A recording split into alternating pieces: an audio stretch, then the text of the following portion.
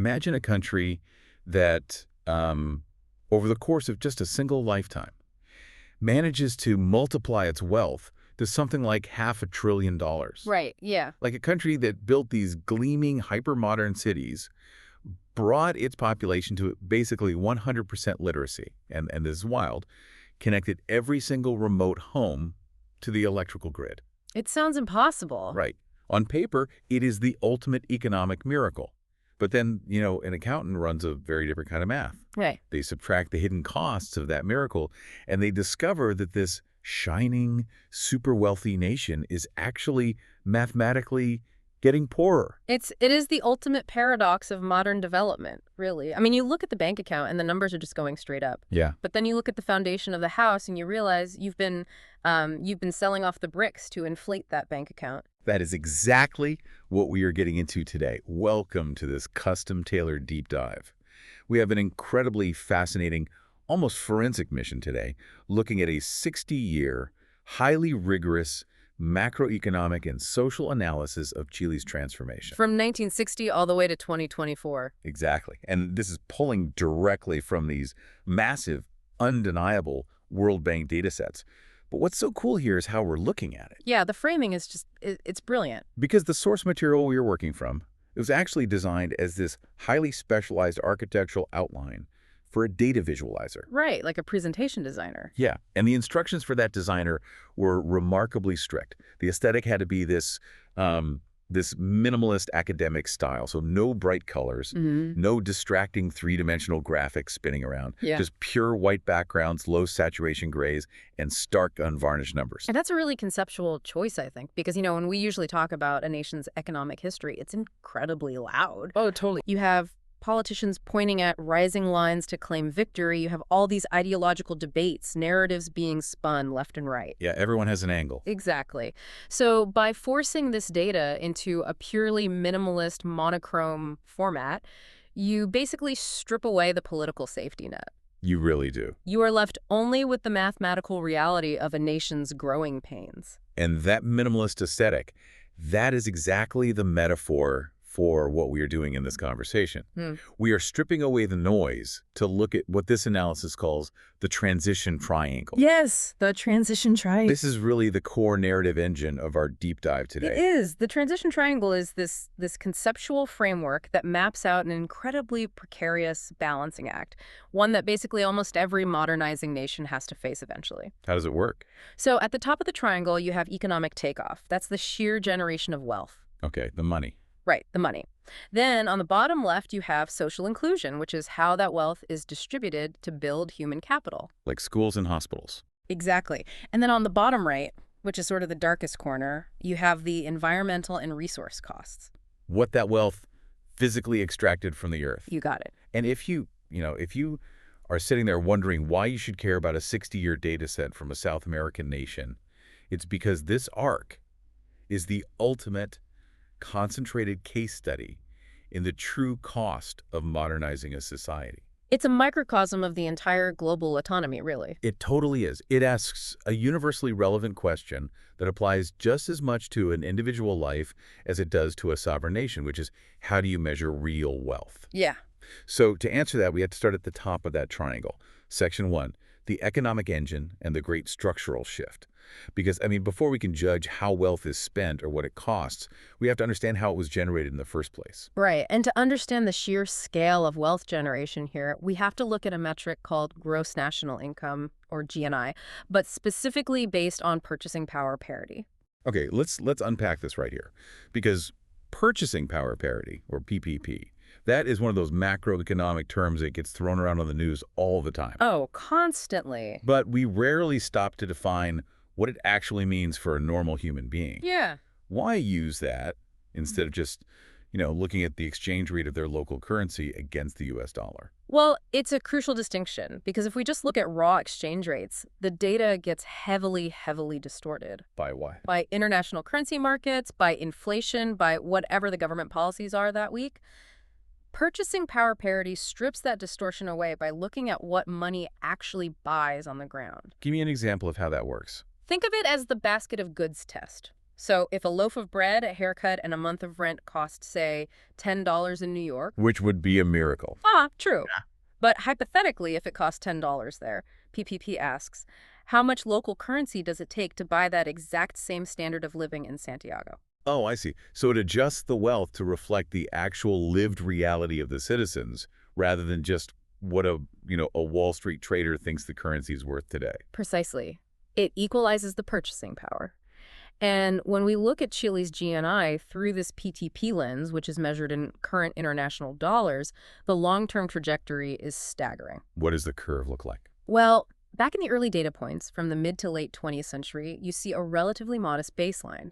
Even into the 1990s, the GNI PPP was hovering in the low hundred billions.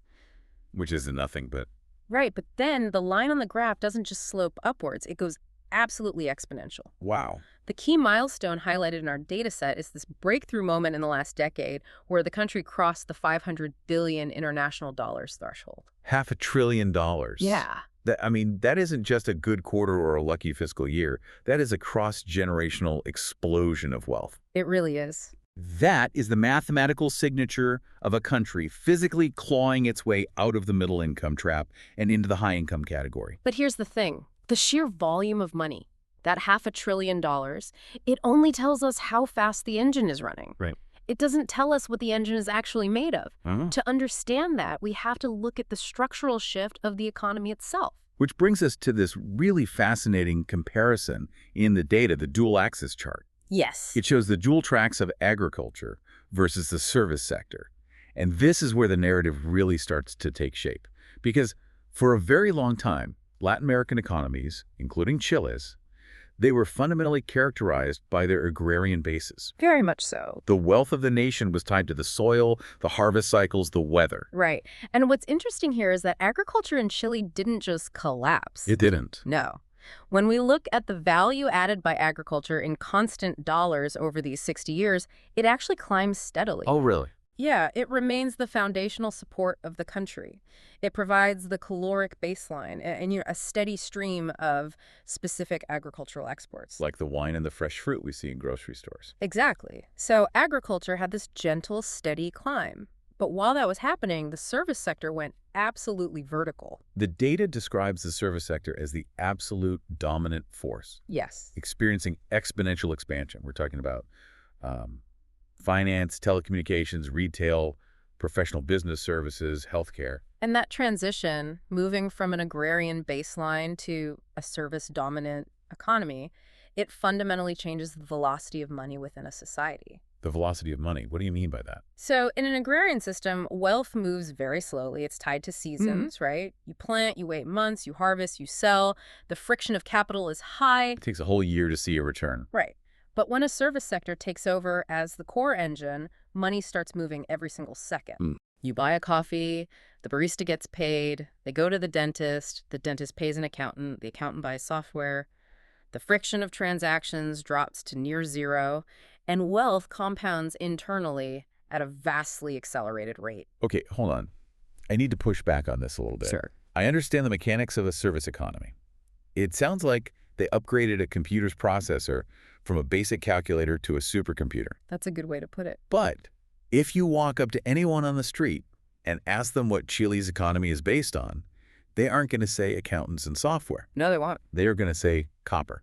It's the mining capital of the world. So if the service sector is the absolute dominant core of the economy now, why are they famous for exporting raw materials? Are we looking at two completely different economies running in parallel here? That is an incredibly astute observation, and yes, that is exactly what is happening. Seriously. Yeah, you have identified the fundamental duality of the Chilean macroeconomic engine.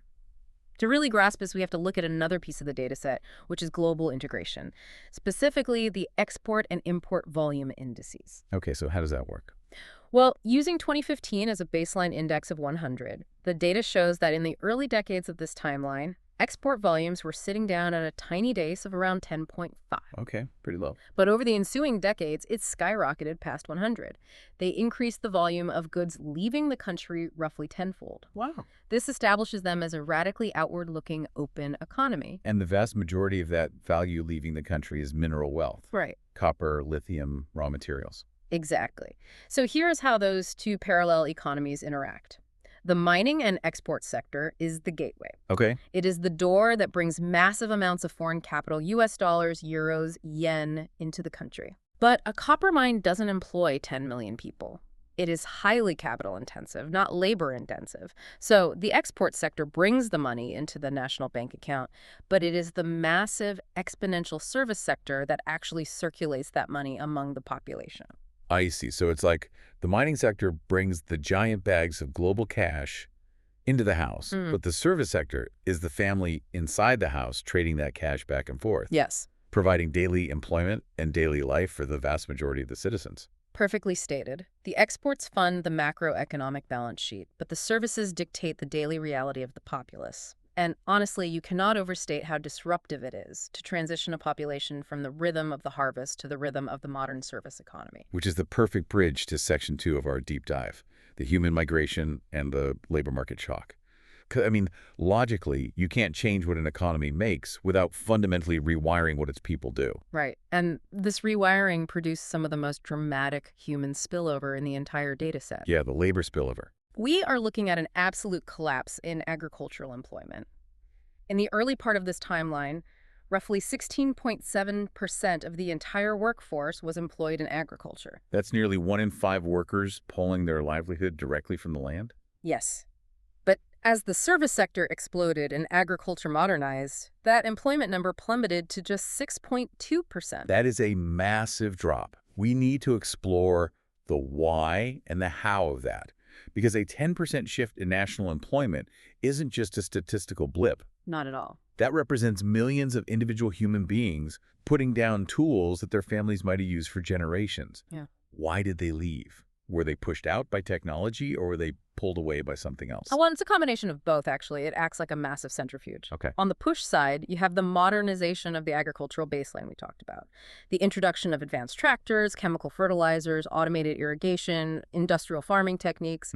All of that meant that you suddenly needed far fewer human hands to harvest a hectare of land. The labor requirement just plummeted. So the jobs simply disappeared as efficiency increased. That's half the equation. The other half is the pull of the exploding service sector. As foreign capital flowed in from those exports, cities began to boom. Building up. Construction, retail, basic services. They offered wages that a rural farmhand could basically never dream of matching. So you have a simultaneous push from rural mechanization and a massive gravitational pull from urban wages. And when those people move, they don't just, commute. They relocate entirely. Yep. Which brings us to the urbanization data, this 100% stacked bar chart in our presentation. The rural population didn't just shrink, it practically evaporated relative to the whole. The data set shows the rural population compressing from 32.1% in dark gray down to just 11.2%. It created a highly urbanized society where nearly 90% of the citizens now live in urban centers. 9 out of 10 people. Exactly. I really want to sit with that statistic for a second. Right. Because it is so easy to just read that off a spreadsheet, but the physical reality of it is mind-bending.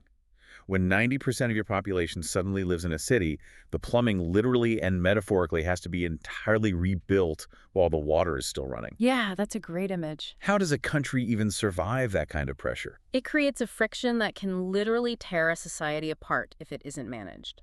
Moving millions of people from the countryside to the city isn't just a change of address. No. It is a profound, irreversible rewiring of human existence. Think about the infrastructure footprint. In a rural agrarian setting, your footprint is highly decentralized. Right, you're spread out. You might rely on a local well for water, a septic system, or an outhouse for waste. Perhaps you grow a portion of your own food and use wood or localized fuel for heat. You are, to varying degrees, completely off the centralized grid. Right. But the second, a family of 5 moves from a rural village into an apartment block in Santiago so the parents can work in retail or construction, their needs become entirely centralized.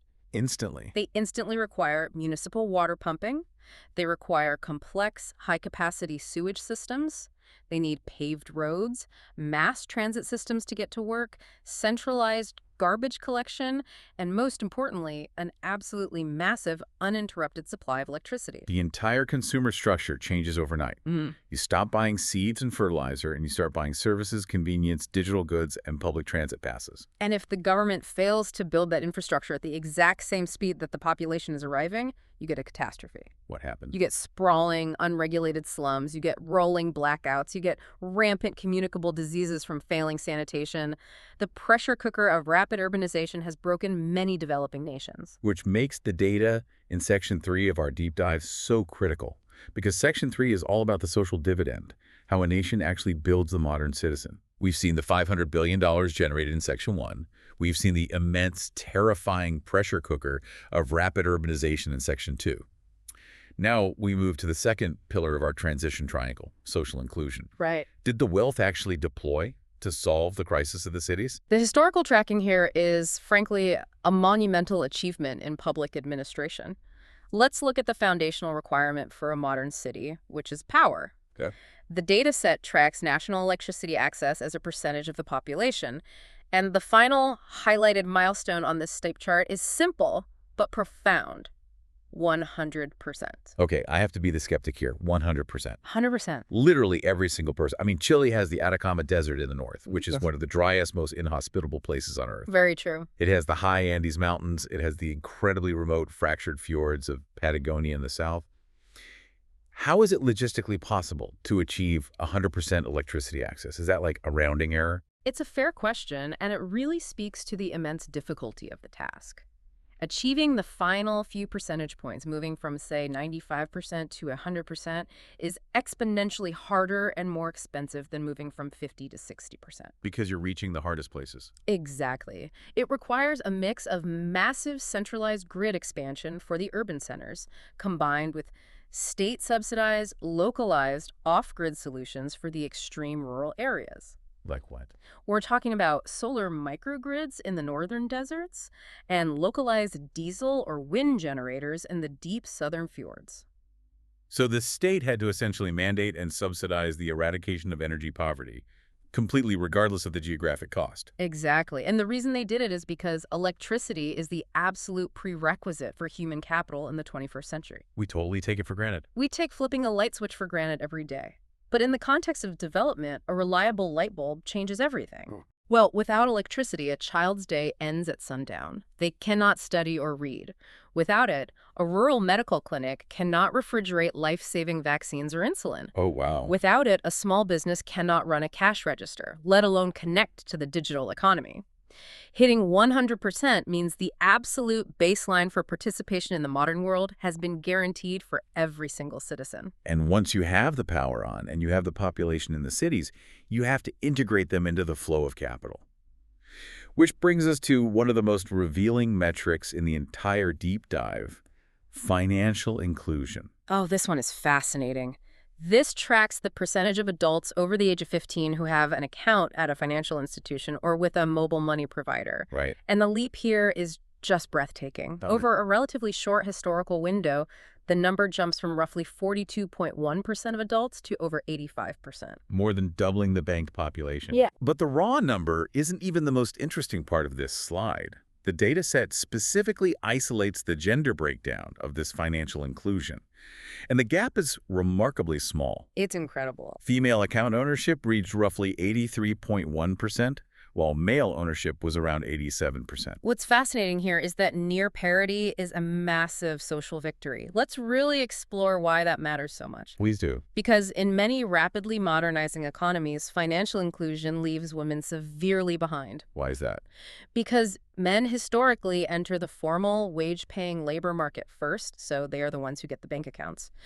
Women are frequently relegated to informal labor, selling goods in a market, domestic work, which operates entirely in cash. And operating purely in cash makes you incredibly vulnerable. It is the definition of vulnerability. If you are an unbanked woman, your savings are physical. Right. They are hidden under a mattress or in a jar. That money can be easily stolen. It can be confiscated by a controlling or abusive spouse. Furthermore, you have no financial footprint. You don't exist in the system. Right. You cannot get a formal loan to start a business. You have to rely on predatory, informal money lenders, with exorbitant interest rates. You cannot receive direct government assistance safely. But when you give that woman a bank account, or as the data includes, a mobile money account on her phone, you Yep. give her a digital shield. Exactly. Her money is now protected by a PIN number, not a hiding spot. She has consumer power. She has resilience against economic shocks. That's huge. Democratizing access to finance across gender lines fundamentally shifts the power dynamics within a household and within a society. When women control their own capital, studies universally show that more money is reinvested into the health and education of their children. Which leads perfectly into the next metric of human capital, which is education. The data shows primary school completion rates climbing and stabilizing right at the 100% mark. Supported by consistently high educational expenditure as a percentage of GNI. Right. Because once you move your population to the city, give them electricity, and plug them into the financial system, you have to equip them with the actual skills required to operate that massive service economy we discussed in Section 1. You can't just drop them in an office. Exactly. A 100% primary school completion rate is the absolute floor for a globally competitive workforce. You cannot export professional services or run complex telecommunications networks with an illiterate population. So what does this all mean?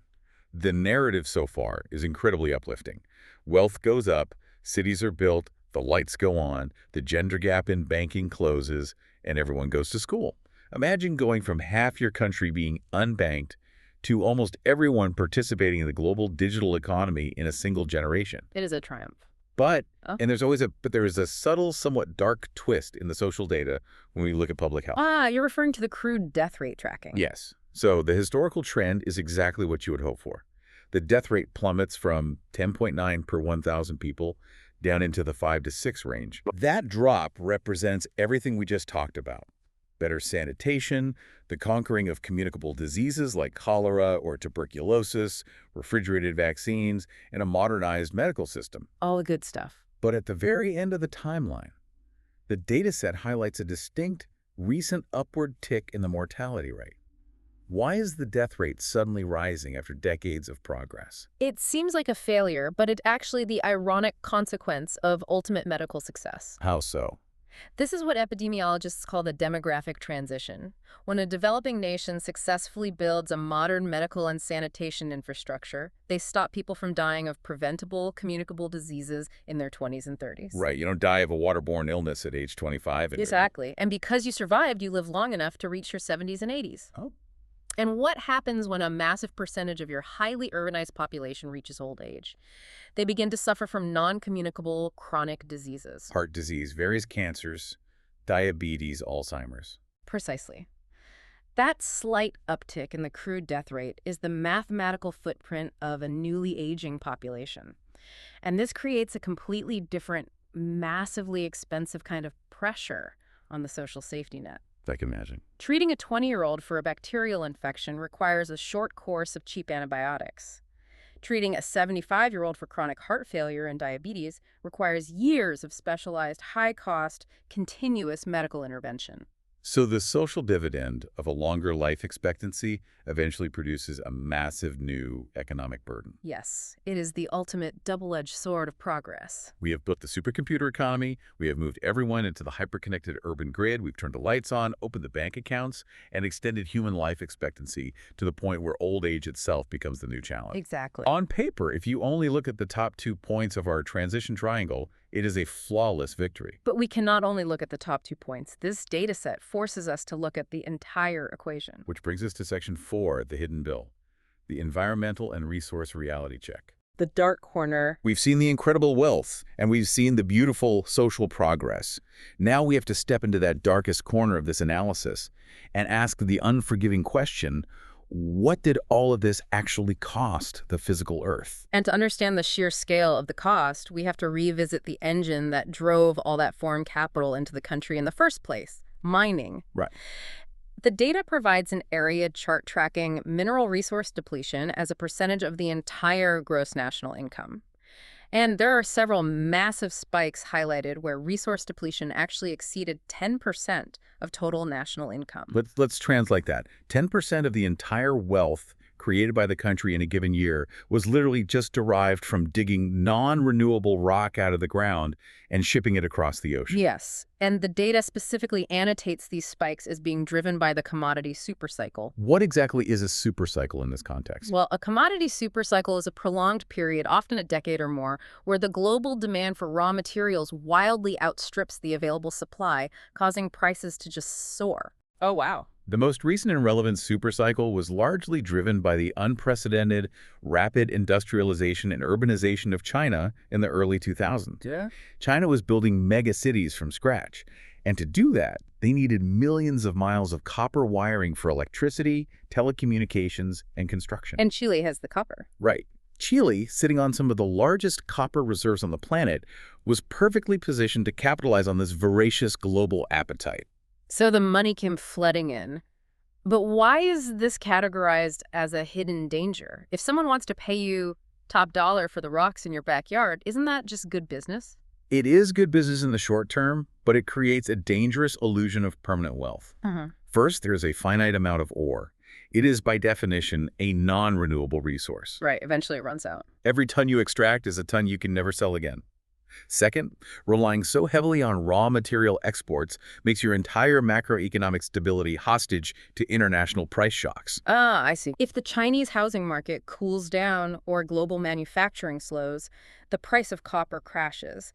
Suddenly, the massive influx of dollars that was funding your hospitals, your schools, and your 100% electrical grid dries up overnight. You lose control of your own destiny. Exactly. But beyond the economic vulnerability, there is the devastating physical cost of extraction.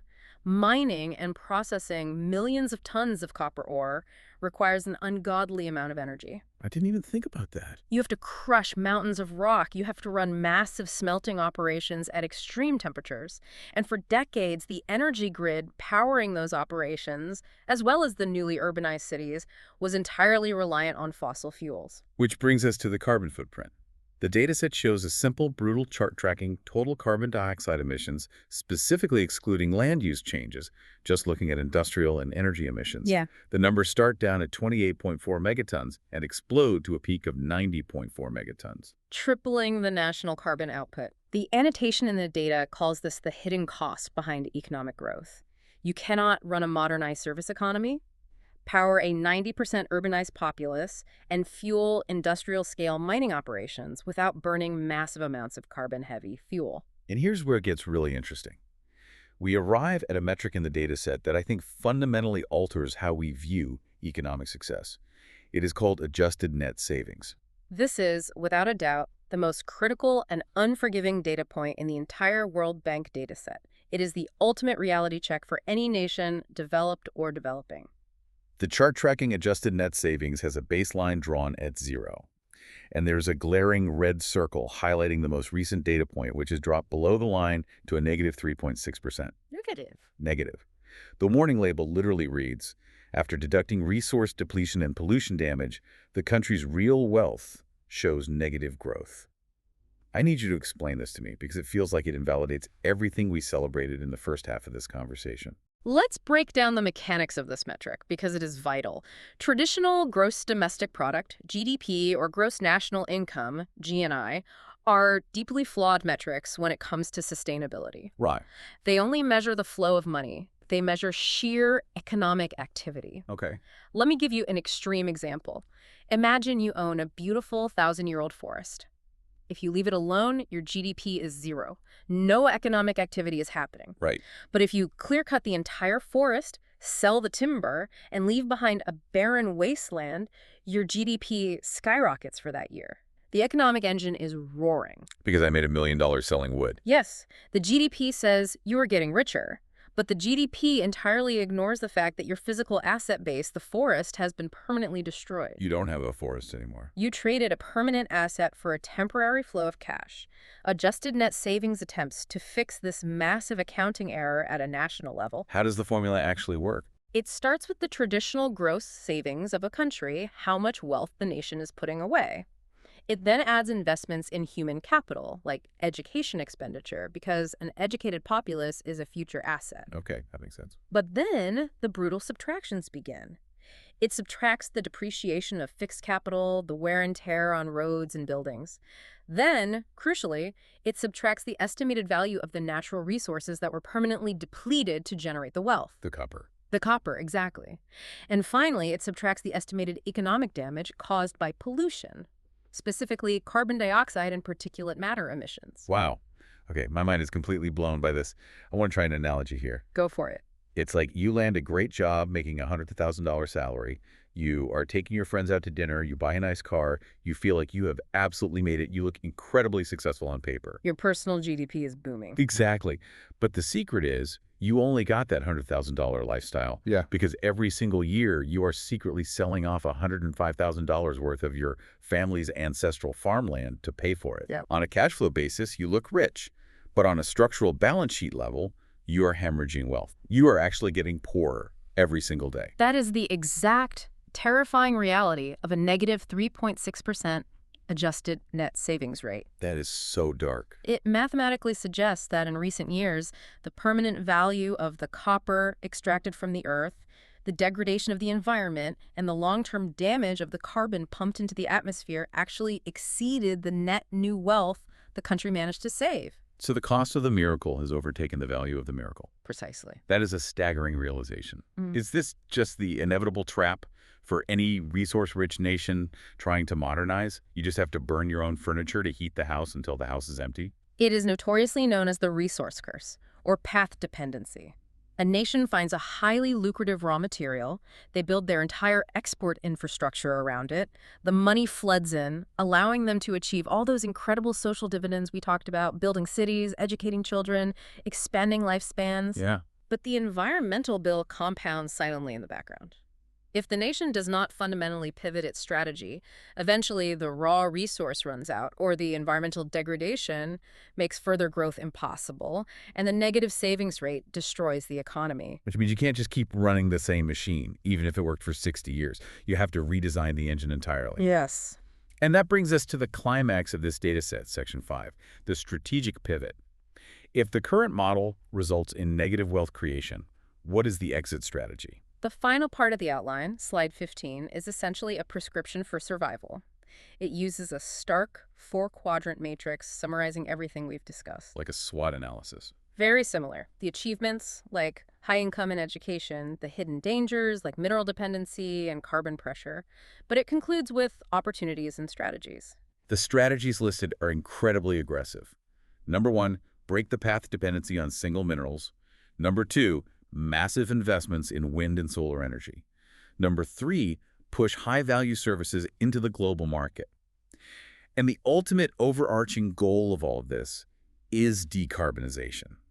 And if we connect this to the bigger picture, Chile's strategy to save its own economic future is actually the exact technological leap the entire world is desperately trying to make right now. Yep. And Chile has a geographical advantage that almost no other country possesses. You're talking about the extremes of the landscape we mentioned earlier. Exactly. Geography is destiny here. In the deep north, they have the Atacama Desert.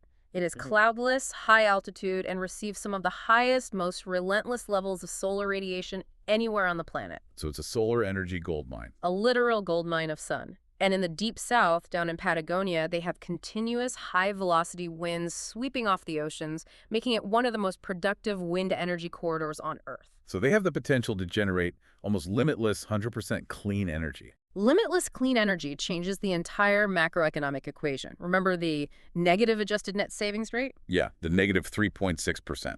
If Chile can transition its massive, energy-hungry mining operations to run entirely on domestic solar and wind power, they instantly erase a massive portion of their carbon pollution penalty. That makes total sense. Furthermore, they are perfectly positioned to become a global exporter of this clean energy, specifically through technologies like green hydrogen. How does green hydrogen work, briefly? You basically use massive amounts of excess solar and wind power to run electrolysis on water, separating the hydrogen from the oxygen. You can then export that clean hydrogen gas to power ships, factories, and heavy industry around the world. It essentially allows you to bottle the sun and the wind and ship it overseas. Exactly. If Chile does this, they break their dependency on digging copper out of the ground. They transition from exporting finite rocks to exporting infinite renewable energy. And what about the third strategy, pushing high-value services into the global market. How does a country at the bottom of South America export services?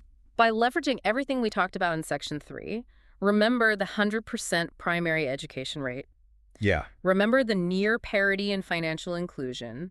Remember the highly urbanized, digitally connected population. You don't spend 60 years building that level of human capital just to have them serve coffee to each other in Santiago.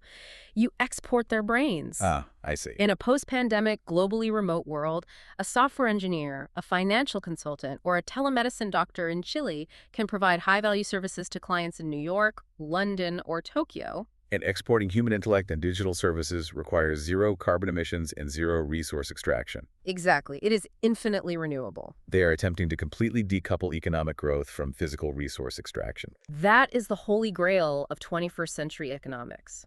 If they can power their physical exports with the sun and wind and shift their economic engine toward digital human capital, they can keep the GNI rising while bringing that terrifying adjusted net savings rate firmly back into positive territory. This has been a profoundly illuminating journey through this data set. It really brings us back to the elegance of the presentation's strict design constraint. The white slides and the grays. Yeah, by forcing all this complex history into stark, white, minimalist slides. No flashy graphics, no spinning pie charts, no primary colors designed to evoke an emotional response, it forces us to look at the unvarnished truth. It forces you to accept the entirety of the equation. You cannot celebrate the magnificent triumphs in human lifespan, education, and wealth without simultaneously acknowledging the massive literal toll extracted from the earth to achieve them. It is a beautifully brutal mirror for modern civilization. It's a story told entirely in grays and stark numbers, but it reveals a narrative that is more vibrant, complex, and ultimately more real than any political speech could ever be. And as we close this deep dive, I want to leave you, the listener, with a final concept to mull over. Oh, I like this. We spent this entire time unpacking a macroeconomic metric, adjusted net savings. The vital concept of subtracting the hidden costs of extraction and pollution from the apparent top-line wealth of a nation. I want you to take that exact macroeconomic framework and apply it to your own life. Oh, wow. Okay. Calculate your personal adjusted net savings. Look at your income, your job title, your outward markers of success. That is your personal GDP. But then actively subtract the hidden costs required to maintain it. That's a powerful way to look at it. Subtract the toll on your physical health. Subtract the chronic sleep you are losing. Subtract the stress you are carrying. Subtract the depletion of your personal relationships and the time you don't spend with the people you love. When you run that brutal, honest math, are you actually operating at a surplus? Or have you, too, slipped into the negative without realizing it? That is a phenomenal, haunting question. Are you just growing your bank account but secretly selling off the foundation of your own life to do it? Something to seriously think about. Until next time.